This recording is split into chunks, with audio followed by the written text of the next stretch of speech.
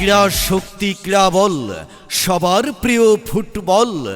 সুপ্রিয় ক্রীড়ামোদী সকল দর্শক শ্রোতা ভাই বোন বন্ধুগণ, আসসালামু আলাইকুম।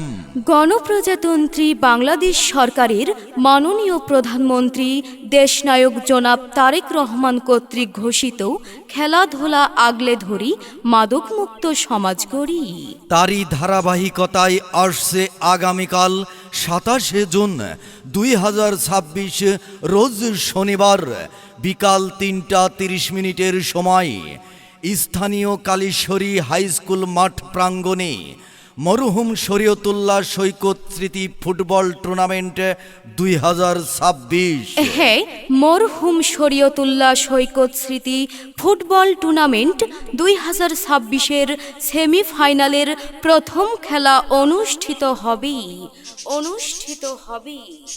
আর এই উক্ত খেলায় যে দুটি দল অংশগ্রহণ করবেন, অত্যন্ত শক্তিশালী দুটি দল। ফুলতলা ফুটবল একাদশ বনাম ব্যাস 18 বয়েজ। উক্ত খেলায় প্রতিদ্বন্দ্বিতা করবেন দেশ বরেণ্য তরুণ প্রজন্মের খ্যাতিমান ফুটবলাররা। তাই আর দেরি না